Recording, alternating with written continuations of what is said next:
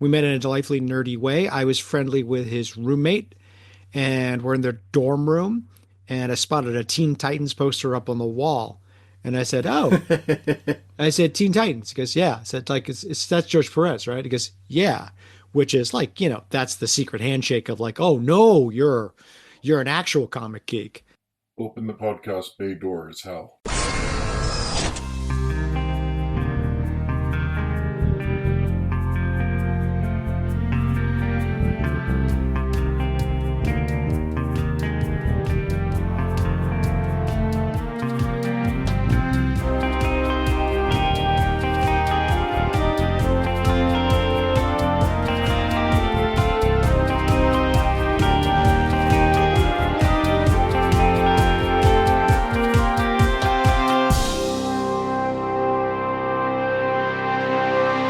Hello everyone, these are the Welcome to Geektown interviews. I'm your host, Kurt Onstead.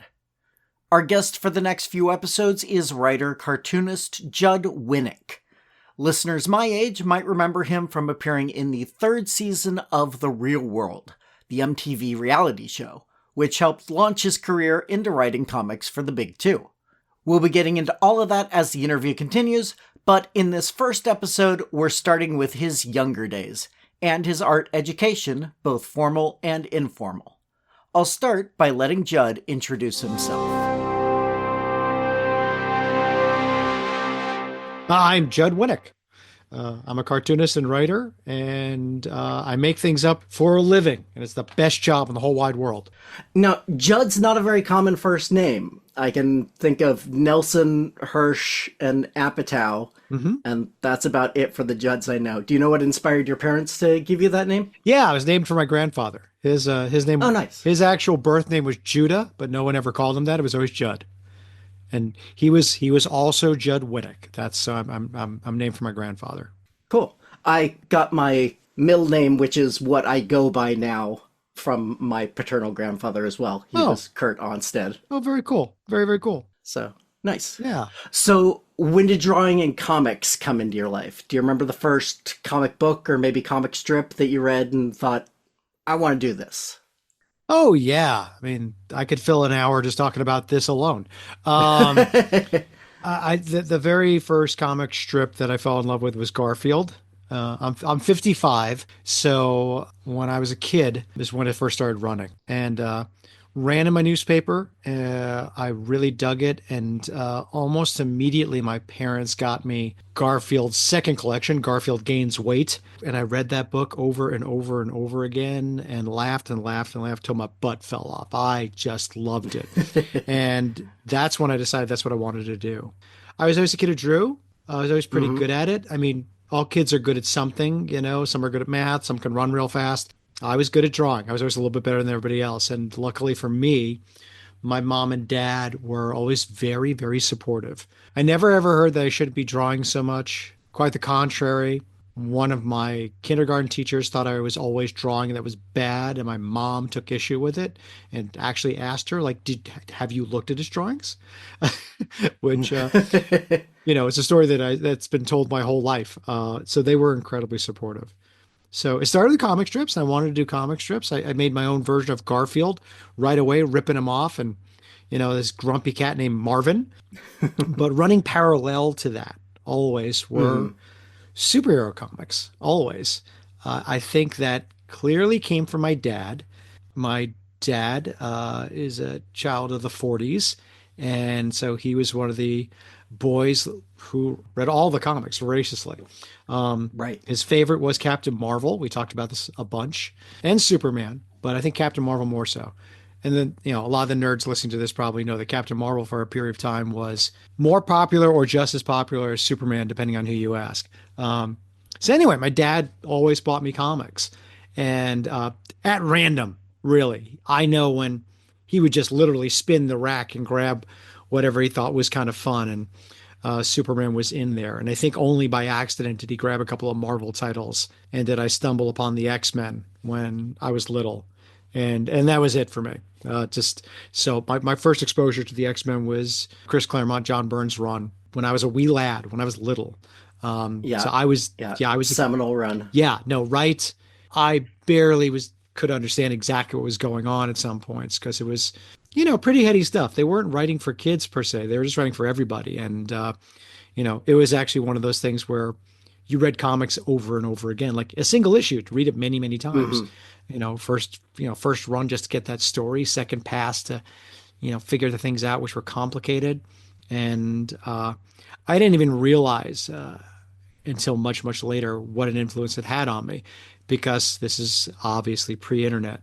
I was reading comics by myself. I didn't talk about comic books to anybody for years. Maybe finally in a comic book store, I'd have a conversation here and there. Later in high school, there's a couple other guys who like read comics. We talked about it like a little bit, Hmm. Um, Yeah.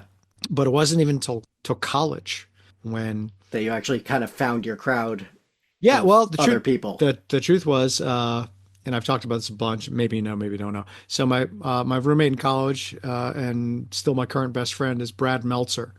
Yeah. So Bradley and I met freshman year. We met in a delightfully nerdy way. I was friendly with his roommate, and we're in their dorm room, and I spotted a Teen Titans poster up on the wall, and I said, "Oh." I said, "Teen Titans." He goes, "Yeah." I said, "Like it's that's George Perez, right?" He goes, "Yeah," which is like, that's the secret handshake of like, "Oh no, you're an actual comic geek." Yeah. And literally we've been friends ever since. It's been goodness, so 35 years, Yeah. Let's Um, not. no, but it was important. It was important. And Yeah. you know, uh it's having someone to talk about comics, which we didn't realize we were talking about stories so much. And we also liked film and television and whatnot, and that was always there. That would come Hmm. later. But so that is sort of some of the journey of comic strips to comic books. Again, I thought for a long time, I never imagined I would be anything but a cartoonist. I would be doing a comic strip. I did a lot of single panel cartoons. I fell in love with the cartoonist B. Kleben, Not who's familiar. famous for the Cat book. So it's very big in the 1970s. He did several books. He was a black and white single panel cartoonist. B. Kleben, Bernard Kleben, but no one ever called him Bernard. It was just B. Hap actually is what people called him. If you look it up, he's very famous for, a tabby cat which looks very similar to Garfield, which was a note of contention, I believe, at one time. And B. Kleben made all his money off his one cat book and the merchandise that came off of it. But he did really weird stuff pre Gary Larson's Far Side, like Oh, really okay. strange stuff. And I gravitated to that. I gravitated to Mad Magazine. So I always liked stuff that was funny. Like really, Yeah. and superhero comics were not. They were so humorless. Even looking back, just I mean, you'd be hard pressed to find anywhere in there like where someone's cracking a joke. It took a long time for them to get in there on that. So I think that was also probably part of it. And also, I never saw myself as a writer. I did comic strips. I did silly cartoons. I was a Hmm. humorist even as a kid. So that's kind of how it began, and I Okay. started doing comic strips myself. Now, you talked about college and meeting your friend Brad there. Yeah. Now, the last artist I interviewed, Derek Robertson, Hmm. is entirely self-taught.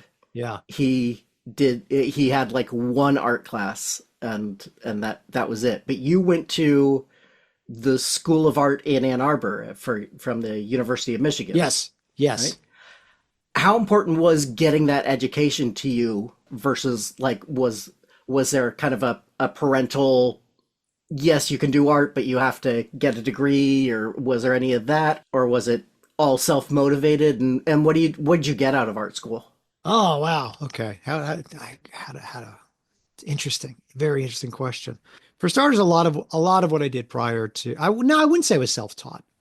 I mean, a lot of it was. I mean, for the most part, a lot of us are self-taught from a certain generation because, no one taught me how to do cartoons. I'll say that. Right. Yeah. Nobody. No, I don't, I never took a cartooning class, and no Hmm. one like was telling me how to do word balloons properly or any of that jazz. None of that. That was all trial and error. I mean, that was really, you'd have to discover what it was to draw something that could be reproduced in print, and only doing that by, taking out books. I'm sure Derek talked about this a lot. we took books out. We found books that showed us like, oh, that's how you do that. Like Right. what the hell is a blue pencil? You know, like what is that? And also like I don't like working with the blue pencil. It's a little too waxy. I don't dig that. What is that? Oh no, it like does something to the ink too. Like I don't want to use a blue pencil. Okay, then I got to erase my stuff really aggressively. Like, oh, you can't print pencil? You can't print. I had a teacher. Literally just thinking about this a couple of weeks ago. I drew something. I don't know, like in second or third grade that we were printing somewhere in some way that I didn't draw it on Hmm. carbon paper, which is a whole, we'll talk about carbon paper another time. But it was going to be reproduced. And I drew it in pencil. And then when she printed it for the class as a cover of something, like she let me do a cover of some collection of poetry or stories we were doing. I can't even quite remember, but she let me do the cover. Right. And then the cover looked totally different from my drawing. I could like, what the hell happened? And then I realized that she drew over it in ink. She inked it. She like inked my pencil drawing, and just just totally messed it up. It was terrible, just awful. And it was a lesson to me, like, oh, I gotta go over my own stuff in ink. But art school, yeah, I didn't get pressure from my parents. And I mean, it was a given that I was supposed to go to college, and I wanted to go to college. Hmm. It was everybody. I grew up as a middle class kid in the suburbs, and I do mean middle class, right there in the middle. Yep. I mean, if my dad was sitting here, he would say like, "You wanted for nothing." It's like, yes, but we weren't rich, we weren't poor. We had what we needed. I never had to get a side job, even though I was probably willing. But they wanted me to continue all my extracurricular activities from many, many sports I played to yearbook and newspaper and all this other stuff, which and literary magazine and stuff that satisfied me, for drawing and whatnot. And Yeah. just time to like draw and make things up. They were cool with that. I did decide, which seems crazy to me that I had this wherewithal. I grew up in New York. I grew up on Long Island. And the best art schools were, of course, in New York City. And I could just go across the bridge and go to New York City and be in any number of terrific art schools, from SVA to Cooper Union to Pratt, Parsons, Hmm. even FIT if I wanted to do that. They actually had an amazing art program for non-fashion students. There was many, many opportunities that I probably could have gotten scholarship. Cooper Union at the time, they stopped this just a couple of years ago, was a free ride. You got in, it was a full scholarship, 4 years, art school, Wow. one of the best in the country. Yeah. I decided that I didn't want to stay in New York, and I felt if I didn't leave New York, I never would. And I cannot believe that I had that kind of wherewithal. And I think my parents were down with it because they didn't want my options to be limited. They thought if I went to art school, I don't know. I think they felt if I went to like, a university that was just a capital C college and took art there, that other options might be open to me. Maybe that's what they were thinking. I was not thinking that. I was thinking like, I'm going to go to university and just take a crap ton of art, which is what I did. What was great about it, again, like none of the classes I took was all fine art. Right. Quite the contrary. Anything that I did that looked like illustration, I was criticized for by my professors. Not all of them, some of them. A lot of them were incredibly supportive. One even gave me an independent study so I could get credit for doing my comic strip. I did a comic strip 5 days a week for the school paper, for Yeah. the Yeah. I Michigan was going to Daily. ask about that in Yeah, a second. no, no, and one of my professors recognized like that takes a lot of work. I said, yeah, yes, it does. Like, Kate, would you give me an independent study for that? And he, Professor Al Hinton agreed. So I did. Nice. But I think fine art was very, very important for me to experience in a real way. I mean, I learned how to draw for real, Hmm. life drawing, painting, which I was very bad at, and only got slightly better by the time of graduation. But I did learn to draw a hell of a lot better. And when I'd graduated and I finally actually, stopped doing just comic strips, I was drawing on my own. Something happened too. It kind of opened up visually for myself that I got a little more expansive. I was developing more of a style, and I was just enjoyed drawing, and it informed a lot of my work. It really just did. I swear it was like 4 or 5 years ago. I forget what I was drawing. I just drew a person or something. It just came up. My daughter had never seen me draw anything that didn't look like a straight up A cartoon, cartoon. and it Right. looked Yeah. vaguely realistic. And she's like, "You can draw like that?" It's like, "Yeah." I was like, "No, I draw my books in this style, but I have other styles." But I think it was very important. And I mean, I know Derek Robertson draws better than me, better than many, many people. He's amazing. He's brilliant, and also has several styles as well. He's got a whole bag Yeah. of tricks, as many do. But I think many things were important about art school. It was important just to study art, to actually, I think to be in the environment, to get out of my comfort zone with things like Hmm. painting. doing fun stuff like printmaking, old school printmaking. Like, we were painting with chemicals on metal sheets, and doing Right. doing Yeah. lithographs, old school shit. It was great. It was fun. I mean, that's the thing I tell a lot of young people. I don't tell them not to go to art school. I tell them to go to art school because this is the only time they're just going to let you make art. No one requires anything of you. You don't have a job. You don't have people to support. They give you facilities, they give you time, and you get as much out of it as you put in. If Right. you're Yeah. working hard, your professors are going to love you. All they want you to do is get better and enjoy it and expand and try. I mean, if it seems like I'm waxing, like, boy, it'd be great to go back to art school. It's because I am. It would be. It'd be so Yeah. much fun. There's a lot of classes I'm sure I like, yeah, that art history class I took on, like, ancient Egyptian art. Like, that sucked because I didn't get into the ones I wanted to get into. But the chance to just, like, draw and paint and sculpt, holy crap. It's the best. It's the best. And you learn a lot. I mean, it's like anything. Hmm. It's like, I mean, if you're a writer of fiction, you got to read nonfiction. You Right. might not Yeah. ever write any nonfiction, but you gotta expand. You gotta look at things, all kinds of things. If you're a cartoonist or a graphic novelist, you gotta read lots of prose. Why? Because it's not what you do. Got to mix it up. Yeah. Definitely. You mentioned nuts and bolts there. Yes, sir. Now, I was, of course, doing some research, and some places I read mentioned you starting it in high school, while others say it was first published in the college newspaper. Can you tell me which of those it was? Oh, yeah, that's not confusing. It's just I kept the name. I was doing like a single panel cartoon when I was in high school, and I called it Nuts and Bolts because I just like the name. But that was that was a single panel cartoon, meaning along the lines of like Far Side or whatnot. No, not Hmm. regular characters, just doing weird stuff that appealed to me, like one shot jokes. And that got published actually. It is one of my favorite stories that has the benefit of being true. Uh, so I was like 14 or so, and I was doing this single panel comic strip, and I'll explain that for those playing at home. If you don't know what a single panel comic strip is, you have your phone or you're on your computer. Just look it up. It's The Far Side, Dennis the Menace, Family Family Circus. Circus. Like, yeah, literally that. It's a square with a caption underneath. So I was doing stuff like that. And again, it was also similar to B. Kleben, who you should also look up, everybody. And I was doing it just for myself because that's what you do.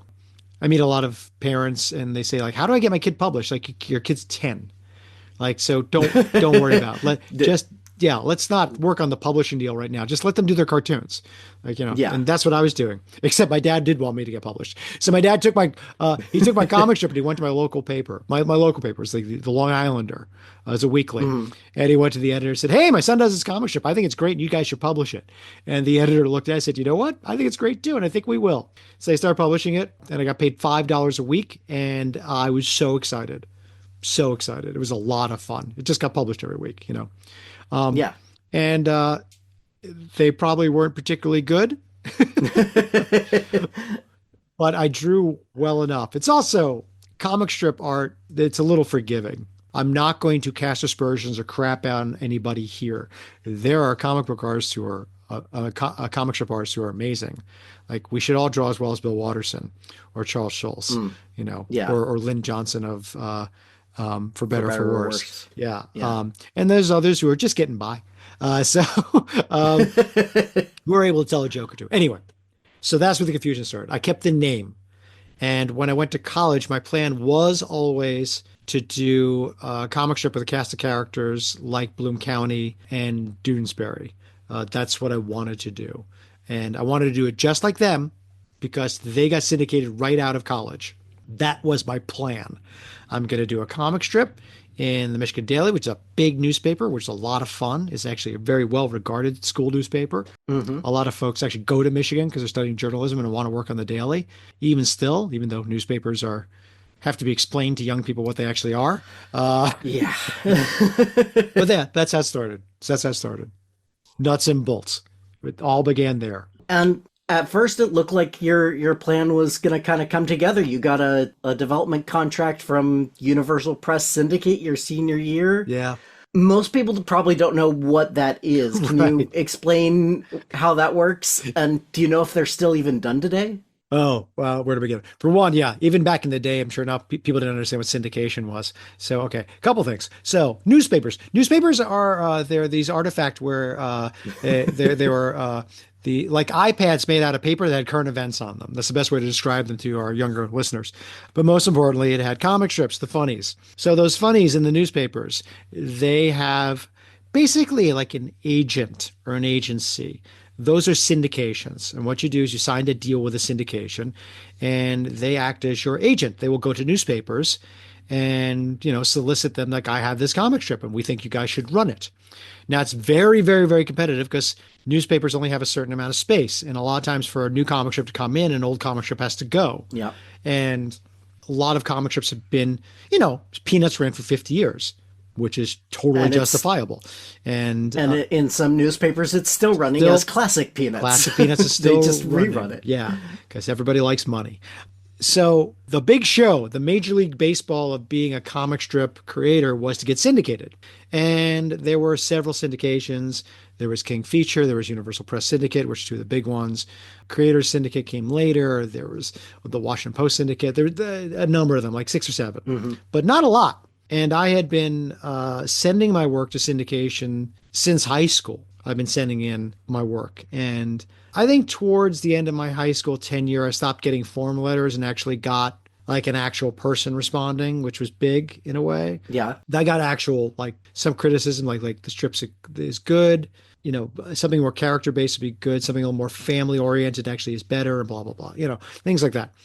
So after doing my comic strip for 4 years, well, now I need to jump in here that in my sophomore year at University of Michigan School of Art, walking the halls of the School of Art, and I see a flyer up on the wall when things like that still happened about the University of Michigan Mentor Program. Are there any graduates at the University of Michigan that you want to talk to or meet? And I went to the dean of the art school and said, yeah, I want to talk to Kathy Geiswhite. And it was fun. I had to, like, my dean said, did she go to Michigan? Like, yes. Dean Gene Pijanowski. So it was Gene Pijanowski, who was the dean of the school. I said, yeah, she went to Michigan. He goes, oh, okay. It's like, well, I said, I will get on it. I will get on it. And good to his word, a week later, like it was no time at all. Wow. Nice. He got back to me and said, yeah, Kathy would like to speak to you. I got her phone number. It's like, are you shitting me? It's like, like Kathy Geiswhite wants to talk to me. It's like, yeah, no, she's wanting to talk to you. And I think I owed a lot to Gene that he probably talked me up quite a bit and just said the truth. Like, whatever. He's got a comic strip and runs every day and he's a good guy or whatever the hell. And I started turning to Kathy Geiswhite. Kathy Geiswhite, for those playing at home, she did the comic strip Kathy, which was one of the biggest comic strips in the whole goddamn world. She'd been at it a very long time, made boatloads of money on merchandise, had won 2 Emmys for animated specials. And there's a really good podcast series called ACK, which you should all listen to. I think it's a 7-parter and it's great. It details her entire career and it's fascinating and actually gives her the respect that she probably never properly got enough of. Anyway, as you can tell, I'm a big Kathy Geiswhite fan because she took my phone call. I became her mentee. She mentored me and we talked for a while and I told her what I wanted to do. And she said, well, tell you what, why don't every 2 months you send me like the strips and we'll talk about it. And that's what I would do. I would send her a pile of comic strips and we'd go over it. And she had really good advice. I mean, she said, like this is funny. This is funny. She goes, when it really cooks, when it really gets funny is when it feels a little bit personal. So you got this character, Loomis, his girlfriend dumped him and he did 2 weeks on that. She said, that was the best. I said, was it? She says, not even close. She said, it was so much. And I said, was it funny? She goes, it was your funniest stuff. And something about it rang true. She says, it just jumped out at me. And I was waiting for you to get back to more relationship stuff. When you did, I was excited again. I said, oh, okay. And it was incredibly helpful. And then after 4 years of doing it, Kathy said, let's put together your best stuff and I'm going to walk it into the syndicate. And she did. She had lunch with Lee Salem, who's the head of the syndicate, and literally handed it to him and said, I've been mentoring this student at the University of Michigan. I think he's great. And they gave me a development deal. And you could have put rocket fuel under me. I was so excited. Everything, it just all came together, baby. The whole plan all came together. Went to college, did a comic strip every goddamn day. Here I am right out of school. I haven't even graduated yet. I got a development deal with Universal Press Syndicate. my shit don't stink, son. It was great. So I was very excited. It was a good time because I did the comic strip, which is actually is kind of weird. I mean, it taught me something later about when you do your work and you do it in a kind of a bubble. I actually had no idea that my comic strip, like people actually liked it. I had no idea. They let me kept doing it. And there was only like around my senior year that I would talk to people or ran into people and discovered that people were digging on it and digging on it like really hard. It was fun. It was just so much fun. Nice. You Yeah. know, like you're Judd Winick. It's like, yeah, like it's like, oh my God. And it's like, holy shit. You know, it was the first time that ever happened. Again, it was like my senior year. It took like 3.5 years for anyone to mention to me that they liked what I was doing. And then I got to speak at the art school graduation. Cause again, I had like low key celebrity horseshit going on. So I could not have been more full of myself. Well, and of course, with any hubris like that comes the fall. Yes. Oh my God. Yeah. Oh yeah. Just, um, and I don't recommend getting your face kicked in to anybody, but failure is important. Yeah. You can't plan for it, in the sense of like, I need a comeuppance so I could grow as a person. But before we get into like how I got my head kicked in, when I talk to young people about anything, about especially when you're just starting out, it's like, yeah, no, you're gonna get your teeth kicked in a couple of times, but that's okay because it'll make you work harder and you appreciate what you're doing. You just got to get up and keep doing it. Hmm. You're gonna have tons of people say that, not even that you suck, which is like, taking a stand and having an opinion, but you're going to be ignored. You're going to feel like you have no value. That's the hard one. That's the one you Yeah. really got to, that like nobody gives a crap at all. Sending your work to someone, not hearing anything back, then calling them up and saying, I sent you work. It's like, yeah, no, we weren't interested. It's like, well, I didn't hear from you. It's like, and it's like, well, I sent you a SACE. I sent you a self-addressed stamped envelope to return my work. Like, yeah, we don't return submissions. Like, yeah, but I sent you, you couldn't be bothered just to shove it back in the envelope so I can save money on photocopies is what I'm thinking. And the truth is Right. like, no, they No, threw it they out. couldn't. They maybe looked at the cover letter. It might not even have gotten out of the envelope. It might have just been thrown right in the trash. Yeah. Anyway, with that, a year after graduation, Brad Meltzer and I are living in a shithole apartment in Boston. Brad is working at Games Magazine selling advertising space, while at night, he's writing the Great American Novel. He's writing his first novel, which was never published, but he was teaching himself how to write a novel. Hmm. While I was working on my comic strip and working at a gift shop at a bookstore to actually make money because the development deal didn't really pay actual money at all. Um, but I was fine. I was happy. I was doing it. And then, like 9 months into my development deal, Universal Press Syndicate dropped me. And just said politely that they just don't think it can compete in today's very competitive syndication market. And that was it. I just, for those playing at home, I just like wiped my hands as if to say, like dealers do in Vegas when they're done and they're handing the cards off to another dealer. That was it. And it would have been easier if you just would have killed me. Probably because, again, my wise ass plan of how this is all supposed to work just suddenly fell apart, and I really didn't have any kind of plan B because it all came together. Went I Yeah. went to art school and I did my comic strip. My comic strip was gonna get syndicated. Now it isn't syndicated. Now what? Okay, so let me send it out to other syndicates, maybe. Hey, right? So I sent it out to Yeah. other syndicates. I didn't get any other bites. No one was interested. And Brad then, after finishing the Great American Novel, decided to go to law school. So I no longer had a development deal, and now I didn't have a roommate in Boston. So I moved back home with my parents, which is the dream of any 23-year-old after they graduate college. Especially when like, no, I'm good. I'm out on my own. I'm doing it. Like, oh, shit didn't work out. I got to move home. Um, and which ended that chapter. Hmm. Before we move on, I want to ask a couple of other comic strip like process questions. Sure.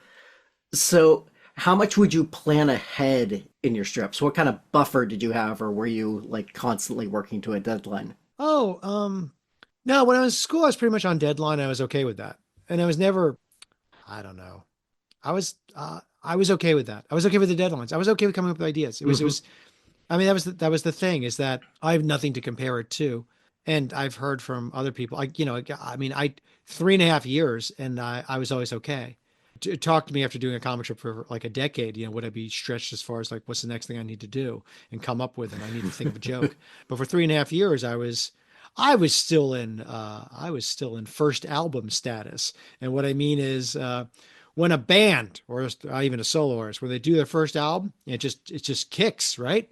It's awesome. Yeah. Got, and like, every song on there is a killer. That's because everything that led up to that led to that first album. The sophomore slump happens because, like, okay, a year and a half from now, we need another album. And you've got 18 months to come up with everything that was as good as that first album, but you First 20 spent, yeah, years. your entire life led to that. So, okay, Yeah. now what else you got? So I guess I was still in first album status. So I never actually felt the pressure. I was, I was happy doing it. I mean, everything else suffered. you know, um, just spending time with other people, probably. I mean, I was plenty social in college. I did fine with that. And, a lot of my classes I did really shitty in. Like, those things suffered because of spending so much time doing my comic strip, which I love doing. So that was easy.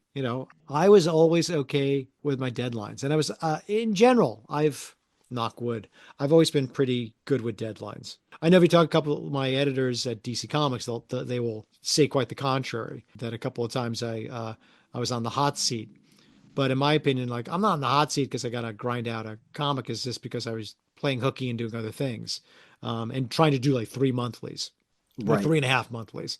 So Yeah. yeah, so I'm a little late on this issue of Green Arrow. That's because I'm writing two other books and writing and producing my own animated series. So, and my wife's about to have a baby and I'm commuting to Burbank. So yeah, so I'm a little bit late with Green Arrow this month. But yeah, process wise, it was always kind of fun. I'd have ideas.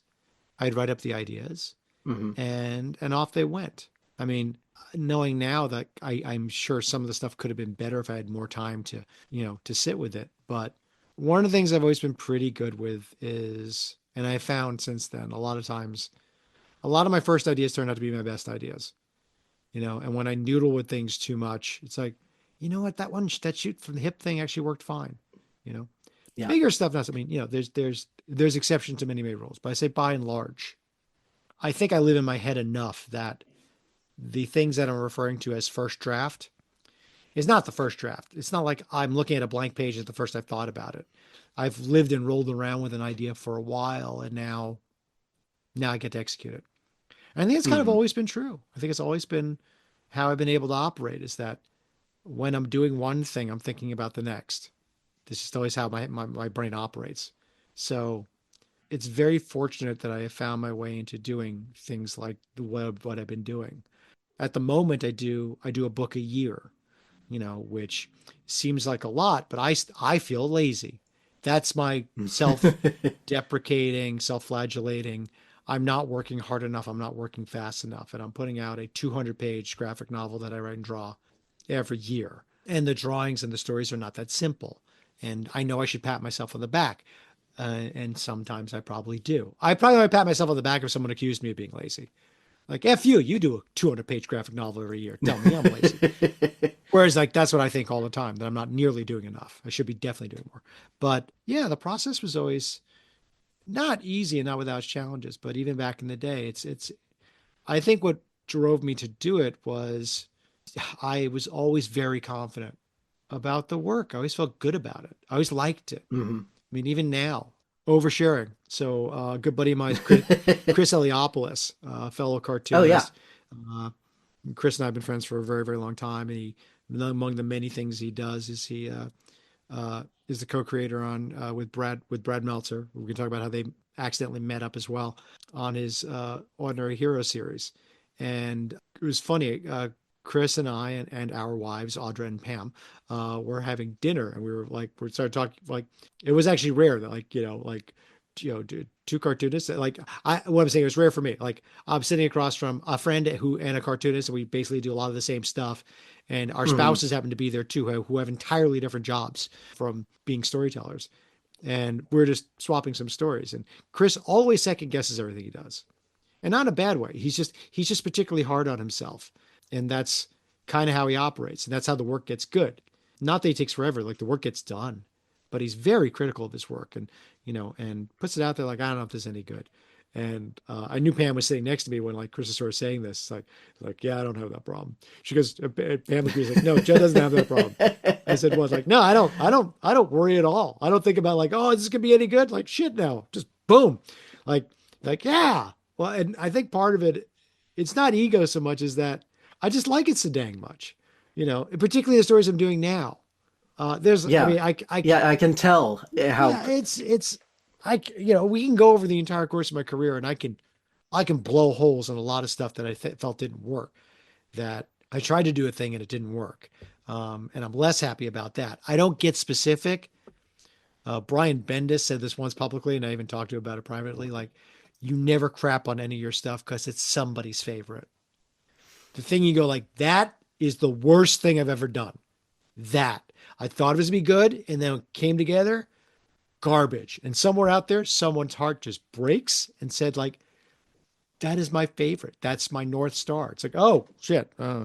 Anyway, by and large, I just, I like it. And so it works for me. So I've had a lot of that.